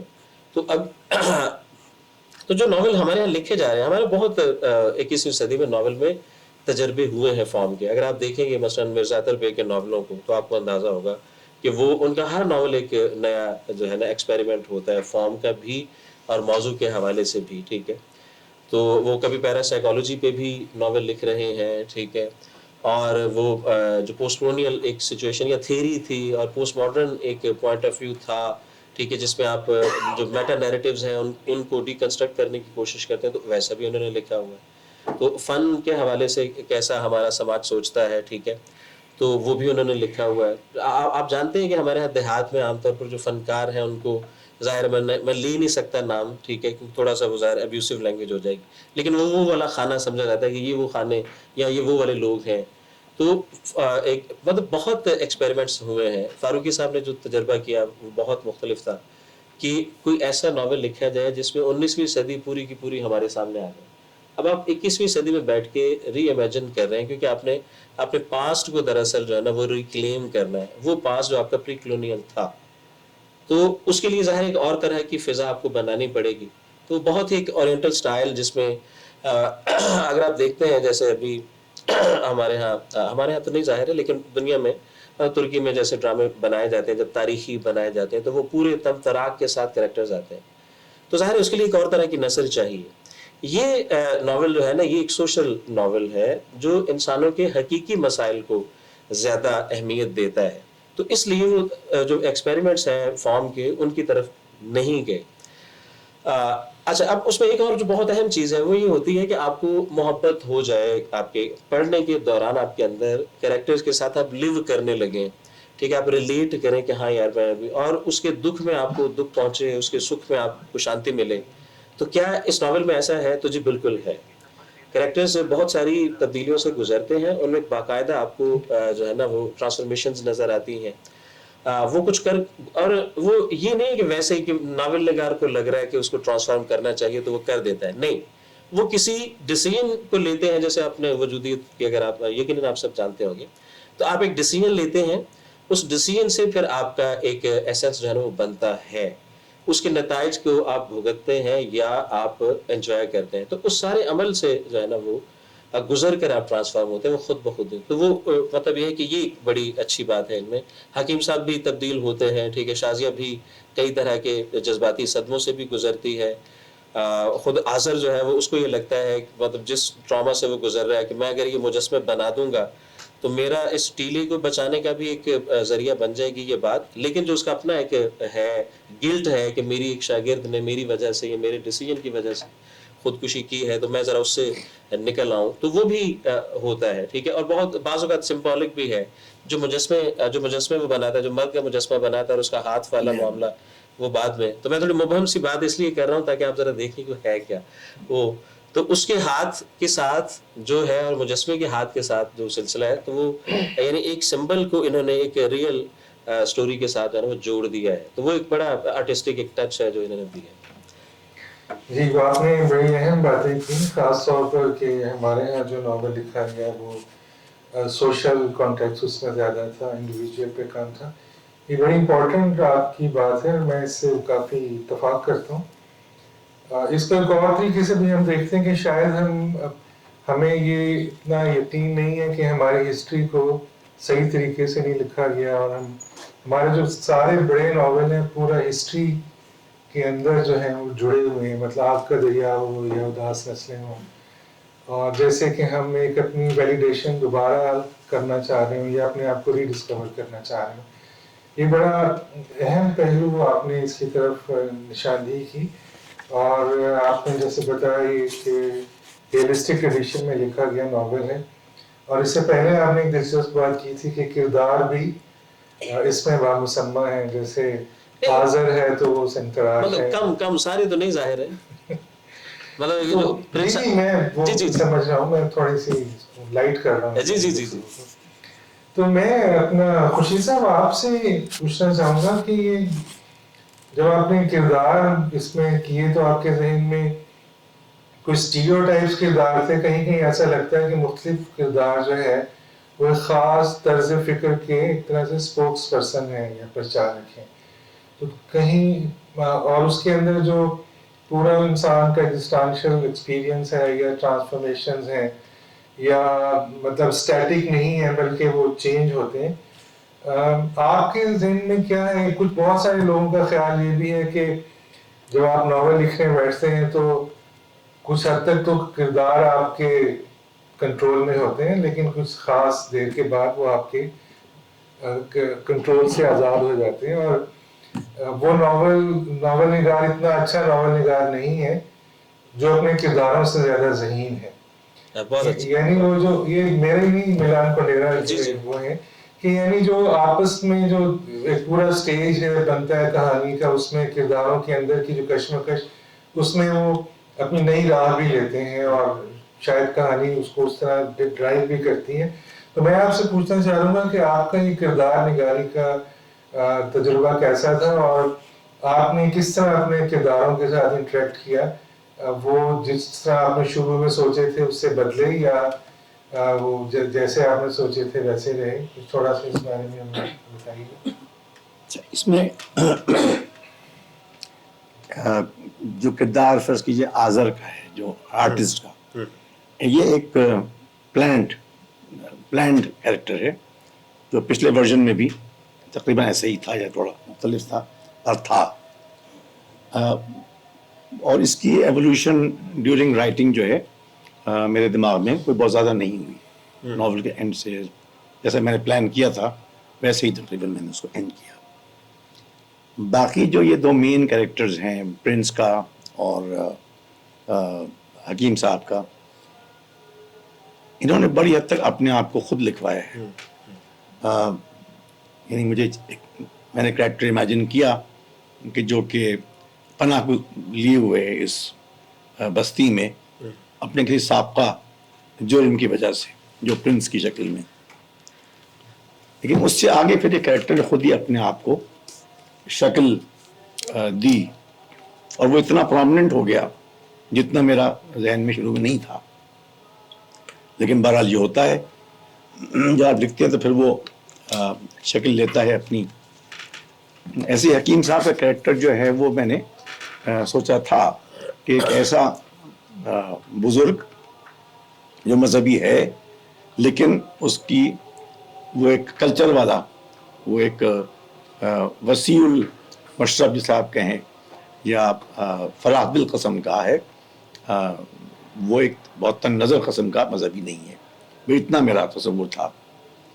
फिर उसमें जब मैंने लिखना शुरू किया तो मुझे अपने कई बुजुर्ग भी जहन में आए, और फिर वो शख्सियत जो है वो उसमें रंग भरता गया, और आखिर तक आते आते वो शख्सियत जो है तब्दील भी होती है और उसके अंदर नए पहलू आते हैं। तो इन दो कैरेक्टर्स ने अपने आप को खुद एक तरह से कैसे लिखवाया या अपने आप को इजाफा करवाया अपनी शख्सियत में। बाकी जैसे इसमें वो डेवलपर है, उसकी एक वाइफ का कैरेक्टर भी है وہ بھی اس قسم کریکٹر جنہوں نے اپنے آپ کو آہستہ آہستہ شکل بنتی گئی ان کی. میں نے کوئی ایسا کنسیو نہیں کیا تھا. جی جی جی یہ بڑا اہم تھا. تو بس یہ ہوتا ہے کہ کچھ تو آپ کریکٹرز سوچتے ہیں مین جن کو ظاہر آپ کو آپ کی بات ان کے تھرو ہونی ہے اور ان کو ٹکرانا بھی کسی پوائنٹ پر ہے. لیکن جو شکل وہ لیتے ہیں وہ ان کی پھر اپنی بھی ایک طرح کی ذات بن جاتی ہے. اچھا میں آپ سے درخواست کروں گا اگر آپ اپنا کچھ تھوڑا سا کہیں سے کوئی چیز سنائیں تاکہ ہمارے آڈینس کو یا تو جو آپ کے سجیشن ہے انہوں نے بھی میری وائف کو کہ بھائی میں پڑھنے کے لیے کہا تھا کہ وہی پورشن جو ہے یہ تو آپ اتفاق ہے. آپ کہاں پہ کہہ رہے 299؟ جی جی میں نے تو جو ہے نا وہ یہ دیکھیں نا سر انڈر لائن بھی کیا ہوا ہے. ٹھیک ہے یہاں سے جو ہے نا آرٹسٹ تو ایک 299 یہاں سے میں جو اصل چیز ہے وہ جی آپ وہاں آگے سے کر لیں 301 والا کر لیں کیونکہ یہ بھی دیکھیں نا سر میں تو انڈر لائن کر دیا تھا. یہاں سے کر لیں باقی ہاں ٹھیک. تو یہ سمجھیے کہ یہ کلوزنگ کے پورشن کے قریب ہے جس میں ہمارے جو مین دو کردار ہیں وہ اپنے اختلافات کے یہ سمجھ لیجیے کہ یہ کہانی کے ناول کے ہم اختتام کی طرف جب آتے ہیں تو بہت ساری باتیں ہو چکی ہیں واقعات ہو چکے ہیں کلائمیکس سے تھوڑا سا باقی ہے. لیکن اس میں جو مین بات ہے وہ یہ ہے کہ جو ہمارے دو یہ مین کردار کا ذکر آپ بار بار سن رہے ہیں ایک آرٹسٹ کا کردار ہے اظہر اور ایک حکیم صاحب وہ ان تجربات کی وجہ سے بہت دور سے ایک دوسرے کے ہوتے ہوئے آہستہ آہستہ بہت کیسے قریب آتے ہیں. تو اس کا نعیم صاحب نے ذکر کیا کہ اگر شاید دلچسپی کا باعث ہو پڑھنے سننے والوں کے لیے تو یہ کہتے ہیں کہ 5-6 منٹ کا پورشن اگر پڑھ دیں اس میں سے تو میں یہاں سے شروع کرتا ہوں. چلیں. تو حکیم صاحب کہتے ہیں کہ تمہیں احتیاط کی ضرورت ہے. میں کل شہر میں تھا وہاں میرا ایک واقف بتا رہا تھا کہ تمہارے اس کام کی مخالفت میں کوئی تنظیم بن گئی ہے. وہ حکومت سے اس کو گرانے کا مسمار کرنے کا مطالبہ کر رہے ہیں مخرب اخلاق قرار دے رہے ہیں. اس پر بڑی سیاست ہو رہی ہے. جہاں وہ ایک لمحے کو رکے سوچتے ہوئے رکے لیکن آذر خاموش رہا. سیاست میں سمجھ میں کبھی نہیں آئی. جھوٹ سچ مبالغہ دھوکہ دولت نفرت جس طرح سے ہو لوگوں کو اپنے ساتھ ملا لو. نارمل انسانوں کو جذباتی باتوں پر ایک وحشی ہجوم میں تبدیل کرنا کیا مشکل ہے. یہاں تو ہر ایک کے دل میں غصہ بھرا ہوا ہے. ہر ایک اس غصے کو نکالنے کے لیے کسی دشمن کی تلاش میں ہے. حکیم صاحب نے سوچتے ہوئے کہا اس سارے ظلم زیادتی نفرت کے ماحول میں تم کسی ماورائی سچ پر ایمان کے بغیر زندگی کیسے گزار لیتے ہو؟ اتنا حوصلہ کہاں سے لیتے ہو؟ میرے لیے تو یہ ممکن ہی نہیں سکتا. حکیم صاحب نے اسے پوری سچائی کے ساتھ کہا.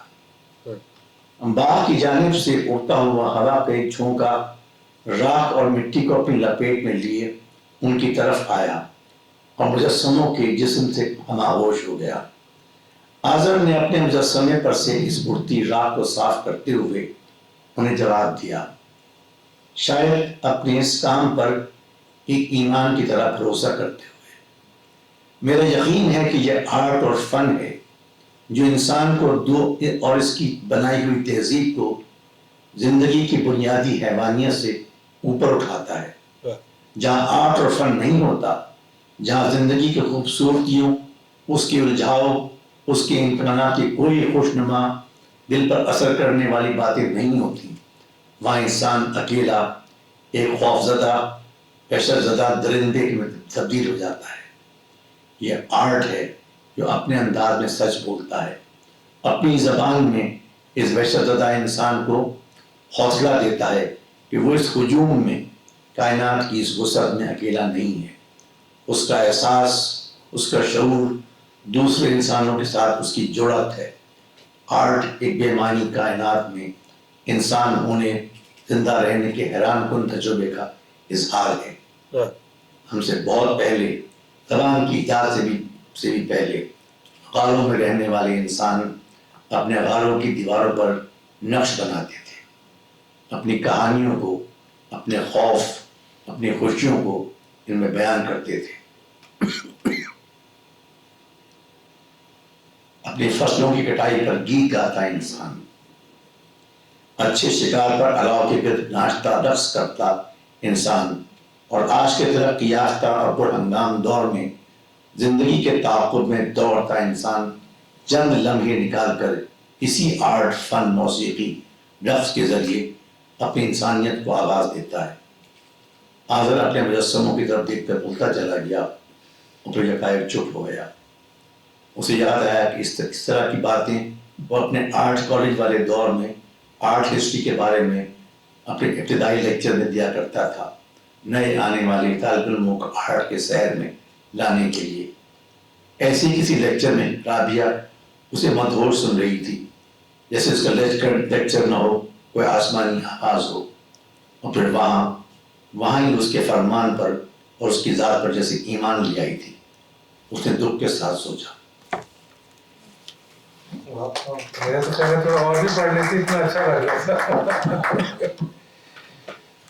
یہ ناول سے یہ ایکسرپٹ ہمیں سنا ہے، اور خاص طور پر نعیم صاحب نے بھی جو پہلے ایک بحث چھیڑی تھی کہ فن کو ہمارے ہاں کیسے دیکھا جاتا ہے، اور فن اگر ہماری زندگی کے قریب لاتا ہے اور ہمیں حیوانیت سے دور کرتا ہے تو ہم کیوں فن کے اتنے خلاف ہیں؟ میں آپ سے بھی اور آپ سے بھی بس اس کے بعد ہم سوال جواب کر لیں گے اس کو۔ ابھی اسی شہر لاہور میں آپ لوگ شاید واقف نہیں ہوں گے، لیکن بہت پہلے بھی NCA کے پروفیسر اقبال حسین کا انتقال ہوا ہے۔ ان کی پینٹنگز میں کافی ہنگامہ ہو گیا تھا، ان کو اپنی ایگزیبیشن فٹ پاتھ پہ کرنی پڑی تھی۔ ساتھ کین کی ایگزیبیشن پہ بھی حملہ ہو گیا تھا، اور کولن ڈیوڈ سے ان کی ایک ایگزیبیشن تھی، اس پہ بھی حملہ ہوا۔ تو ہماری سوسائٹی ویسے تو ہم سب آرٹ کو پسند بھی کرتے ہیں اور اللہ گلا بھی کرتے ہیں، بسنت کو بھی شوق، یعنی جو تہوار ہے، لیکن آرٹ دشمن اتنی کیوں ہے؟ وہ کون سی ایسی باتیں ہیں جس کی وجہ سے یہاں ہمارے معاشرے میں لگتا ہے کہ وہ معاشرہ خطرے کا شکار ہو سکتا ہے، مطلب محض آرٹ کی وجہ سے؟ تو اگر آپ اس پہ کچھ، کیونکہ اس ناول کی بہت امپورٹنٹ تھیم ہے، تو اس پہ ہم تھوڑی سی بات، دو تین باتیں ویسے میں اس سے پہلے جو ہے وہ کرنا چاہتا ہوں۔ ایک تو یہ کہ اگر آپ ہیر وارث پڑھیں، ٹھیک ہے، تو اس میں عام طور پر آپ کو کریکٹرز نا بہت زیادہ دوسروں کو کاٹتے ہوئے اور غصے میں نظر آئیں گے۔ اس کے بھی تمام کردار، ٹھیک ہے، مطلب وہ ظاہر ہے کوئی ایسا کیاس کا زمانہ تھا 18ویں صدی، تو یہاں بھی یہ صورتحال ایسی، کوئی بندہ بھی خوش نہیں ہے۔ یہ ڈیولپر جو کروڑوں اربوں کما رہا ہے وہ بھی خوش نہیں ہے، ٹھیک ہے، ایک بندہ جو چھپتا پھر رہا ہے وہ بھی خوش نہیں ہے، جو بندہ سنگ تراشی کر رہا ہے وہ بھی خوش نہیں، تو کوئی بھی اس میں ہمیں مطمئن نظر نہیں آتا۔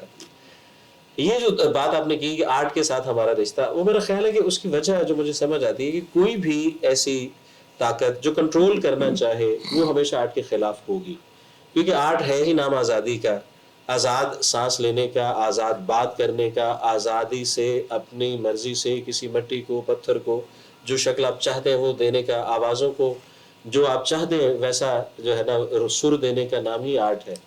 تو ہمیشہ جب ایک طاقتور ہوتے ہیں لوگ ہوں، ریاستیں ہوں، جو بھی ہوں، ان کا یہ خواہش ہوتی ہے کہ ہم زندگی جس دائرے کے اندر چاہتے ہیں اس کے اندر رہنی چاہیے، جبکہ آرٹ تو ظاہر ہے کہ وہ اس دائرے کو نہ صرف کہ توڑتا ہے، ٹھیک ہے، بلکہ اس کو زیادہ ایکسپینڈ بھی کرنے کی کوشش کرتا ہے۔ تو اس لیے عموماً یہ ہوتا ہے، ٹھیک ہے، اور ہمارے یہاں تو بائی ڈیزائن ظاہر یہ کیا گیا ہے۔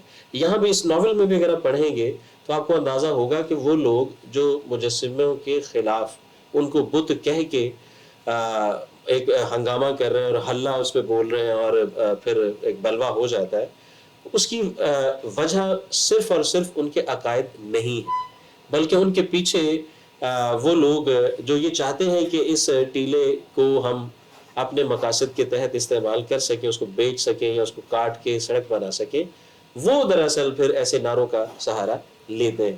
جو لوگ کام آتے ہیں سارے عمل میں، ان کو نہیں پتا ہوتا، میرا خیال ہے ان کے دماغ میں وہی ہوتا ہے کہ ہم کو نیکی کا کام کر رہے ہیں، حالانکہ وہ اعلی کار محض بنے ہوتے ہیں.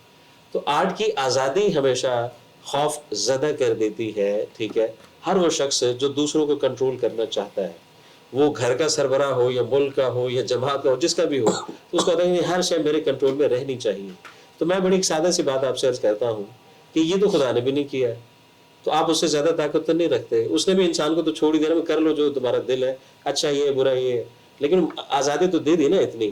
تو وہ اتنا کنٹرول جو ہے نا, وہ ہر طرح سے کنٹرول تو وہاں بھی نہیں ہے. تو بندہ کیسے کنٹرول کر سکتا ہے؟ لیکن ظاہر ہے دیوانہ خواب دیکھتا رہتا ہے کنٹرول کرنے کے, لیکن اور بھی دیوانے ہیں جو اس خواب کو توڑنے کی اور اس کی اور تعبیر کرنے کی کوشش کرتے ہیں. ٹھیک ہے, تو میرا خیال ہے کہ یہ میرا رسپانس ہے. باقی خورشید صاحب ظاہر ہے کہ اپنے ناول کے حوالے سے ہی آپ نے خیال ہے. نہیں, میں تو جنرلی بات کروں گا ناول کے حوالے سے نہیں, کیونکہ ایک تو نعیم صاحب نے کہا کہ جس طرح سے سپریس کیا گیا ہے تو وہ ایک ریالٹی ہے. جب آپ چاہتے ہیں کہ آپ ایک کنٹرول سوسائٹی بنائیں جس میں آپ باؤنڈریز کھینچ دیں اور آپ چاہیں کہ محدود دائرے میں سوچا جائے اور اپنے اختیارات یا اپنی آزادیوں کو بڑھانے کی بات نہ کریں لوگ, تو وہاں پر آپ ہمیشہ آرٹ کو ڈسکریج کریں گے. آپ ایسی شخصیتوں کو ڈسکریج کریں گے جو انسانی آزادی اور سوال کرنے کی آزادی اور اپنے رہن سہن کی آزادی کے دائرے کو بڑھا رہی ہو, تو پھر آرٹ زد میں آئے گا. ایک تو یہ پہلو ہے جو کہ اسٹیٹ کی طرف سے, اور ایک یہ کہ پھر جب آپ الاؤ کرتے ہیں ریلیجیس پالیٹکس کو, جو کہ آپ اس کی اجازت دیتے ہیں اگر کہ آپ مذہب کے نام پر سیاست کر سکتے ہیں, تو پھر یہ پہلو آئے گا کہ مذہبی سیاست کرنے والے جو ہیں وہ خوف کی علامتوں کو استعمال کریں گے. وہ آپ کے آرٹ کو, وہ آپ کی آزادی فکر کو ٹارگٹ کریں گے, کیونکہ یہ ان کا ویپن ہوتا ہے, ان کا ہتھیار ہوتا ہے آپ کو کنٹرول کرنے کا. پالیٹکس نام ہوتی ہے پاور کا اور حاصل کرنے کا اور لوگوں کو اپنے گرد لانے کا. اب لوگوں کو اپنے گرد لانے کے کئی طریقے ہوتے ہیں, ان میں سے ایک طریقہ یہ ہے کہ آپ کسی چیز کے لیے نفرت پیدا کر کے, ٹارگٹ پیدا کر کے لوگوں کو اکٹھا کریں.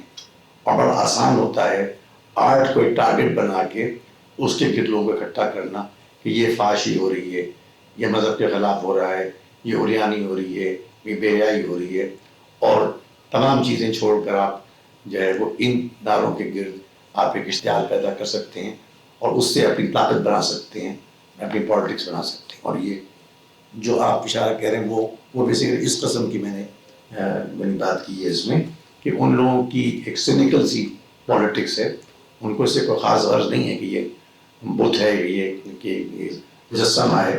ان کو اس سے ہے کہ ہم اس کو ٹارگٹ کر کے ہم اپنے لوگوں کو اشتعال دلا سکتے ہیں, اور یہ یہاں پر ہو رہا ہے مستقل. جی, بہت دلچسپ باتیں ہو رہی ہیں, لیکن میرا یہ خیال ہے کہ بجائے کہ ہم ہی بات کرتے رہیں تو آپ کی طرف سے بھی اگر کوئی سوالات ہوں تو ایک زیادہ انٹریکٹیو ڈسکشن ہو جائے گی. تو یہ مائک تو مصنف کی سائن کاپی کے سائن بھی ساتھ اگر کسی نے, تو یہاں کہیں رکھ دیجیے نا قریب سے, باہر اس کے جیسے باہر رکھ دیں. نہیں تو ایک ڈسپلے کر دیں. تو مین بھائی کوئی سوال ہو تو آپ پلیز اپنا تعارف کروائیے اور پھر سوال. اور یہ بھی بتا دیجیے آپ خورشید صاحب سے سوال کر رہے ہوں گے یا نعیم صاحب سے؟ نہیں کر رہے ہیں تو کیوں نہیں کر رہے ہیں؟ نہیں فی الحال تو آپ کی خطاب کے اثر میں ہے نا وہ. السلام علیکم, میرا نام سمیرا عمر ہے. میرا آپ سے سوال یہ ہے کہ جب آپ کریکٹر بناتے ہیں تو کیا ایسا ہوتا ہے کوئی ایسا کریکٹر ہو جو حاوی ہو جائے دماغ کے اوپر, اسے میکنگ پروسیس میں ایسا ہو کہ بہت دن تک آپ اس کے ساتھ اسے پیچھا نہ چھڑا سکیں؟ اگر آپ وہ ایسا کریکٹر سزا کو لے جاتے ہیں کہ جہاں وہ آپ کے جو ہے وہ ساری توجہ لے گئے ہیں, تو پھر کیسے آپ دوسرے کریکٹر کی طرف آ رہے ہیں جو آپ کو نہیں پسند اور اس کو بھی اتنی ہی توجہ چاہیے, تو اس میں بیلنس کیسے کر سکتا ہے تخلیق کا؟ یہ سب مجھے بتائیے. اب یہ جو آپ نے بات کی نا, یہی گڑبڑ ہو گئی تھی پچھلے ورژن میں اس ناول کے. تو اس میں ایک کریکٹر جو کہ پرنس کی جگہ کریکٹر تھا, وہ ایک ریئل میرا دوست تھا, اس کو میں نے وہ کیا تھا. ان کا انتخاب پھر اس زمانے میں ہو گیا تھا. اب وہ جب میں لکھنے لگا تو وہ اتنا زیادہ وہ آ گیا کہ وہ کہانی کے اینڈ تک ہوتے ہوتے it was impossible to bring the story to a proper end. تو وہ پھر مجھے چھوڑنا پڑا اس کو. جو آپ نے کہا یہ باقی یہ پرابلم ہو جاتی ہے. اور پھر میں نے یہ سوچا کہ نہیں اب میں جو کیریکٹرز ہیں ایک فاصلے سے آپ کو رہنا پڑتا ہے, ایک فاصلہ قائم کرنا پڑتا ہے آپ کو ان کیریکٹر سے جو آپ کریٹ کر رہے ہیں. آپ ریئل کسی شخصیت کو چاہے وہ مر بھی چکی ہو اگر آپ اس کو رکھیں گے تو آپ پھر نہیں کر سکتے ٹھیک سے ہینڈل چیز کو. جب آپ خود کریٹ کرتے ہیں تو پھر آپ کے پاس ہوتا ہے اراؤنڈس کے اونچا کر دوں نیچا کر دوں پھیلا دوں کر دوں. اور اگر آپ کسی اور کے سیر میں آ جائیں تو پھر آپ سے یہ نہیں ہوتا. پھر مشکل تو پھر میں پھنس گیا تھا اس کے اندر. اگر آپ کی اجازت ہو تو تھوڑا ایڈ کر دوں اس میں. میرا خیال ہے یہ کافی حد تک ایک رائٹر کا اپنے کریٹو پروسیس میں اس کا ایکسپیرینس بھی مختلف بھی ہو سکتے ہیں. خورشید صاحب کا جس طرح ہے کچھ احتیاط پسند, کچھ رائٹرز کا ایسے نہیں بھی ہوتا. مطلب گارشیا مارکیز کا جو کیریکٹر تھا 100 Years of Solitude میں اور یہ بوئندیا, تو وہ اس نے میں اپنے لکھا اپنے ایک انٹرویو میں کہ جب اس کو مارنا پڑا رات کو تو وہ انتہائی اس کو ہی بس یعنی جب مرتا ہے وہ تو یہ اس کو بہت تکلیف ہوتی ہے. وہ باہر گھر سے نکل کے اپنے باغ میں مطلب رائٹر واقعی خود روتا رہا کافی دیر تک. اینا کے ہے اینا کرینینا کا تھوڑا ڈفرنٹ ہے. مادام واری اینا کرینینا میں بھی ایسا ہے لیکن وہ ٹولسٹائی کے اپنے ذاتی خیالات سے بہت مختلف ہو گیا تھا. یہ بڑی کلاسک ایگزامپل ہے اس میں کہ ٹولسٹائی اس وقت بہت ایک مورلسٹ تھا اور اینا کرینینا کا کریکٹر اس طرح نہیں تھا, لیکن اس نے کہیں بھی اینا کرینینا کے کریکٹر کو انفلوئنس کرنے کی کوشش نہیں کی. مادام بواری کے بارے میں تو یہی ہے کہ جب اس کی ڈیتھ ہو گئی تھی تو وہ بہت عرصے تک مصنف کو خود نہیں سمجھ آ رہا. یہ ایسے ہی جیسے میتھڈ ایکٹرز ہوتے ہیں نا, وہ ایک فلم کر لیتے ہیں تو اس کے 2-3 سال تک کچھ اور نہیں کر پاتے. تو میں کہنا چاہ رہا ہوں کہ کچھ لوگ بہت جن کو کنٹرول ہوتا ہے وہ ایسے کرتے ہیں, کچھ لوگ بہرحال یہ کولیٹرل ڈیمیج ہے رائٹر کا کہ وہ ہو بھی سکتا ہے اس کے ساتھ. سر میں ایک سوال, جی پلیز. میں سر آپ سے سوال اصل میں ذرا ڈفرینٹ کرنا چاہ رہا تھا آپ کے ماموں خواجہ احمد عباس صاحب کے حوالے سے, کیونکہ وہ بھی فکشن رائٹر ہے. تو آپ کیا دیکھتے ہیں آپ کی فکشن کے اوپر, ان کے کیا اثرات ہیں, کس طرح سے آپ نے کنسیو کیا؟ بچپن آپ نے مجھے سنایا ہے ان کے ساتھ کراچی میں ملنا اور یہ ساری چیزیں, تو فکشن کے حوالے سے ان سے آپ نے کیا ایسی چیز لی یا ان کا اثر آپ پر آیا, پلیز فرمائیے. میں یہ تو نہیں کہوں گا کہ اسٹائل میں یا میں نے کوئی ان سے انفلوئنس کبھی ہوا ہوں. میں ظاہر ہے کہ جو ایک بیسک ہیومینیٹیرین پروگریسو آپ کہہ سکتے ہیں لیفٹ ونگ سوچ ہے, یقیناً اس میں ہم لوگ متاثر رہے ہیں ان سے بھی ہیں, لیکن ان کی جو افسانے ہیں وہ زیادہ میرے خیال میں اسٹریٹ فارورڈ ہیں. میں اتنا اسٹریٹ فارورڈ نہیں لکھتا ہوں افسانے, وہ ذرا کمپلیکسٹی سے وہ ہٹتے ہیں, ایسا بھی رہتے ہیں, بالکل رہتے ہیں کہ یعنی کمپلیکسٹی سے بچتے ہیں. He is very too much issue to issue direct. میں اس کو نہیں اتنا پسند کرتا, میرے خیال میں ریالٹی از مور کمپلیکس. تو اس لحاظ سے لیکن یقیناً ایک ترقی پسند جیسے کہتے ہیں تحریک یا رویہ, انسان دوستی, تعصبات سے بالا تر ہونا, ان چیزوں کے لحاظ سے یقیناً ہم نے ان سے انفلوئنس کیا. میں اس میں تھوڑا سا اور بھی ایڈ کر دوں خواجہ احمد عباس صاحب کے حوالے سے کہ یہ اس لحاظ سے خورشید صاحب کا تعلق غالب سے بھی بنتا ہے. وہ جو ایک مرزا غالب پہ ڈرامہ تھا جو بہت مشہور ہوا, مرزا غالب بند روڈ, نہیں ٹی وی پہ آیا تھا, جو کیفی اعظمی اور گلزار نے جس پر لکھا تھا اور نصیر الدین شاہ نے اس میں ایڈ کیا تھا. اس کے آخری جو اس کا ایپیسوڈ تھا اس میں وہ جو غالب کا دیوان جو ہے نا مزار, تو انہوں نے ایک آڈیٹوریم بنایا, اس کا نام رکھا ہوا دیوان غالب دہلی میں نا. انہوں نے کہا کہ غالب کے شاگرد الطاف حسین حالی تھے اور الطاف حسین حالی کے جو ایگزیکٹلی جو یہ نواسے ہیں وہ خواجہ احمد عباس ہیں اور اس طرح انہوں نے فلم انڈسٹری خواجہ بیت اس کے تھرو غالب سے جوڑا تھا. خواجہ احمد عباس کے بھانجی جو ہیں خورشید صاحب ہیں تو سلسلہ غالب سے ملتا ہے. چلیے جی اور کوئی سوال؟ کچھ سوال ضرور کیجیے تاکہ گفتگو جو پہلے ہی بڑی اچھی چل رہی ہے. اور جی پلیز. سر مجھے ایک کویشچن جو بھی فی الحال میرے ذہن میں آ رہا ہے کہ writers are a sensitive part of the society. تو آپ جو فیل کرتے ہیں وہ لکھنا چاہتے ہیں but reality is different. Reality is more complicated and cruel. Some time آپ کو ایسا فیل ہوا جیسے ابھی آپ نے بھی بتایا, میں نے بھی کچھ پڑھ لیا تھوڑا سا ناول, تو اس میں سینسیٹیو ٹاپکس ہیں کچھ, تو آپ کو یہ فیل ہوا کہ میں یہ لکھنا چاہتا ہوں بٹ لیکن ریالٹی یہ نہیں ہے, تو اس ٹائم آپ کی جو وہ کیسی تھی؟ آپ مطلب you either you want to put all your real emotions in your text, you are able to put that, اور آپ کو بہت زیادہ سوچنا پڑا کہ میں ایسے بناتا ہوں کہ پھر یہ اس فلوئنسی بھی آئے, اور مطلب آپ کا دماغ اور آپ کی رائٹنگ میں کوئی کبھی ایسی کانٹراڈکشن آئی ہے بک لکھتے وقت؟ میرے پہلا تجربہ ہے ناول لکھنے کا, تو میں بہت زیادہ بات تو نہیں کہہ سکتا کہ ہاں ایک اس جس کو یعنی جیسے اس کو میں نے کنسیو کیا اس پہ تو مجھے کوئی اپنے سیلف سینسرشپ نہیں کرنی پڑی, لیکن آپ کی بات سب درست ہے. لکھتے وقت جب آتی ہے وہی میں بات کہہ رہا ہوں کہ جب میں نے اس کو لکھا, اس والے ناول کو لکھنے پر میں آ گیا, کنسیو کر لیا, تو اس میں نے کوئی سیلف سینسرشپ مجھے نہیں کرنی پڑی. میں نے جو بات کہنی تھی میں نے کہہ دی, اور میں نے کوئی اس میں ایسا وہ نہیں مجھے مشکل پڑی. لیکن آپ کی بات یہاں تک میں مانوں گا ضرور, جب میں اس کا اوریجنلی کنسیو کر رہا تھا اس ایشو پہ لکھنے کے لیے, زمین کے ایشو کے اوپر, زمین کی لوٹ مار کے اوپر, تو میں نے ایک دفعہ بند کر دیا, کیونکہ اگر میں اسے پورا کھول کے لکھتا اس پیرے سے کہ زمین پہ قبضے کہاں کہاں ہو رہے ہیں, کیا کون کرا رہا ہے, اس میں بہت بڑا کردار جو ہے وہ فوج کا ہے.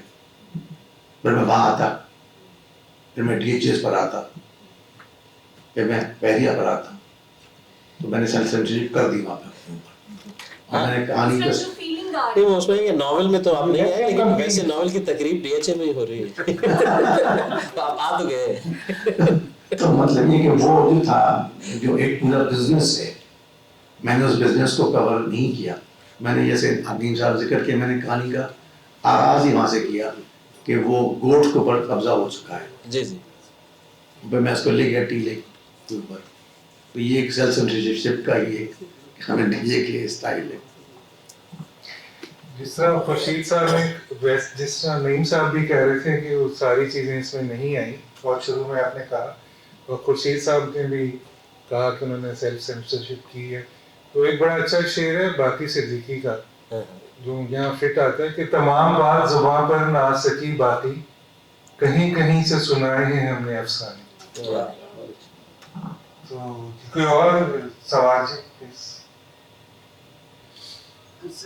چھوٹی سی بات, یہ مائک لے لیجیے پلیز, اپنا تعارف بھی پلیز کروا دیجیے. میرا نام عاقب ہے. میں یہ پوچھنا چاہ رہا ہوں, سر نے جس طرح کہا ہے کہ انہوں نے سیلف سینسر کی ہیں کچھ چیزیں, تو ابھی جس طرح یہ پہلے اس سوال سے پہلے بات ہو رہی تھی, تو یہ اس میں ساری شعوری کوشش نہیں ہو جاتی فکشن میں کہ آپ ایک چیز کو جو آپ کا تخیل ہے یا آپ تخلیق کرنا چاہ رہے ہیں کسی چیز کو, آپ اس کو ایک شعوری کوشش سے الگ لکھتے ہیں اور وہ اوریجنل چیز نہیں لکھ پا رہے جو آپ کا لکھنی چاہیے.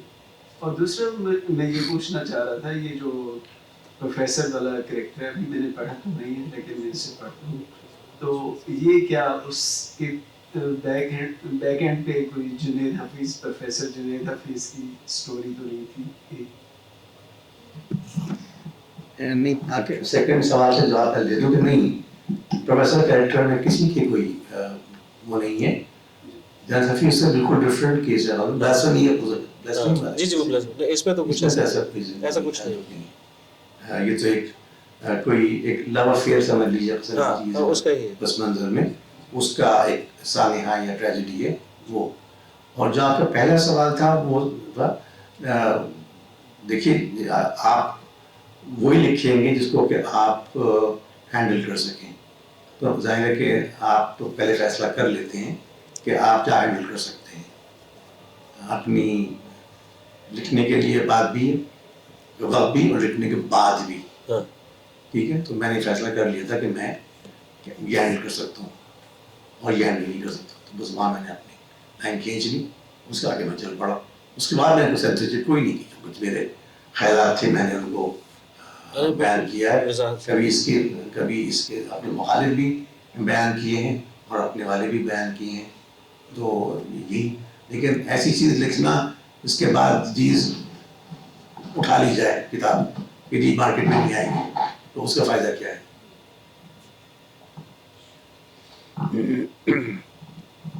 जी मजीद बड़ा अच्छा सवाल था आपका भी और आपका भी, लेकिन थोड़ी सी एक वजाहत थी कि ये फिक्शन है, ये रियलिटी नहीं है। ये बुनियादी तौर पर आप ज़हन में रखें कि हम सिर्फ एक जर्नलिस्टिक रिपोर्टिंग नहीं करते कि ये हुआ। आप फिक्शन जो है वो जाहिर है कि रियलिटी नहीं है, लेकिन आप अगर झूठ भी लिखते हैं तो इस तरह लिखते हैं कि आप सच को ज़्यादा बेहतर तरीके से देख सकें, इस एंगल से लिखते हैं। तो इसलिए इनकी किताब से जो इन्होंने खुद बताया कि बहुत डायरेक्ट नहीं होते, कॉम्प्लेक्सिटी होती है, स्ट्रेट नहीं होती, तो उसके अंदर से बहुत से सवालात निकलते हैं। तो फिक्शन ज़्यादातर आपके अंदर सवालात क्रिएट करता है जवाब के साथ। तो ये मेरे ख्याल पिकासो ने कहा था कि ये फिक्शन या किसी और ने कि ये झूठ ज़ाहिर रियलिटी नहीं है, अनट्रू है, लेकिन इस तरह लिखा जाता है कि आप ट्रूथ को ज़्यादा क्लैरिटी से देख सकते।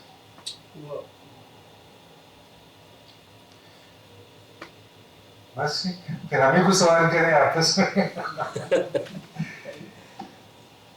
आप बस ये मेरा आखिरी सवाल है, अगर आपको कोई नहीं, तो ये आप किन राइटर्स से इन्फ्लुएंसेस अगर थे या कौन आपके पसंदीदा राइटर्स हैं, ये बताएं फिर उसको कंक्लूड। अच्छा, अगर मैं ये कहूँ नईम साहब कि मैंने उर्दू के नावल तो कम पढ़े हैं, लेकिन मैंने इंग्लिश और यूरोपियन या अमेरिकन या ट्रांसलेशंस भी, वो भी मैं ज़्यादा उनसे हूँ इन्फ्लुएंस। उर्दू में तो नावल में कुरत लैन ज़ाहिर के हैं जिनसे हम सभी मुतासर हैं, जो कि अफसाना निगारी या नावल निगारी के शौकीन हैं। उसके बाद मेरे ख्याल में जो कोई ऐसे मुझे नावल में कोई इतने बड़े सही बात है, उर्दू में मैं बहुत ज़्यादा मुतासर नहीं रहा हूँ नावल। हाँ, अभी मैंने शमसलमान फारूकी का चाहे चांद जिस राज में यकीनन एक बड़ा नावल है, उदास नस्लें एक अहम नावल है, लेकिन कुरत लैन के अलावा मैं ये नहीं कह सकता कि मैं किसी से उस तरह से मुतासर हुआ। हाँ, इंग्लिश लिटरेचर में मैं बहुत सारे राइटर से मुतासर रहा हूँ, मुतासर हूँ। एक दो नाम अगर चलिए, आपने देखा कि रियलिज्म वाला जो एंगल है, तो स्टाइनबेक मेरे बहुत grace of wrath for example, वो मैं समझता हूँ शाहकार हेमिंगवे से मैं मुतासर।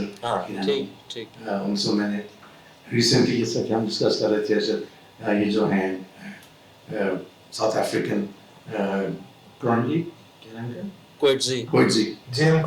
और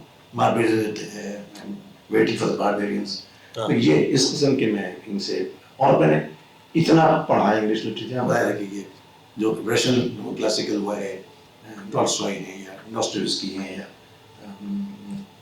चेखोव के ड्रामे में बहुत पढ़ा है। इसमें बात ये, हाँ, वो प्लॉट का आपका इसलिए इतना चुस्त है, यानी वो कहानी पूरी जो है ना वो जाती है और तमाम कड़ियाँ जो है ना वो एंड पे जाके फिर एक नुक्ते पे, उसकी एक वजह है ड्रामा से ऑब्सेशन की। जी जी जब मैं अमेरिका में था 1977 से और 82 तक मैं PhD के पाँच साल।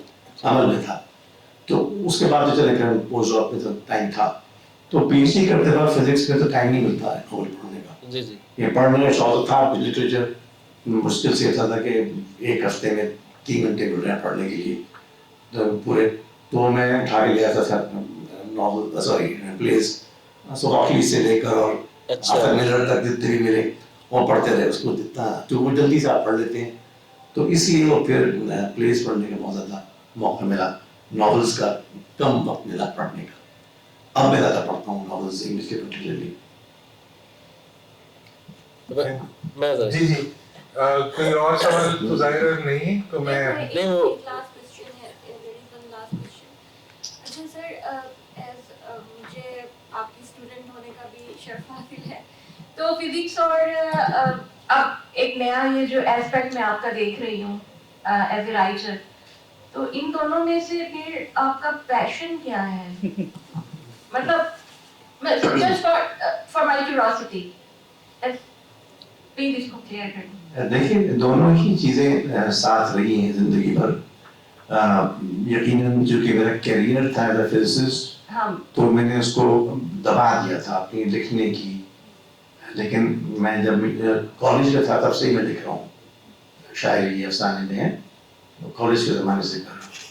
फिर उसके बाद ये चीज़ें बहुत कम हो गई, फिर जब मेरी जब स्टेज आ गई करीब रिटायरमेंट की, तब मैंने दोबारा पिकअप किया था लिखना।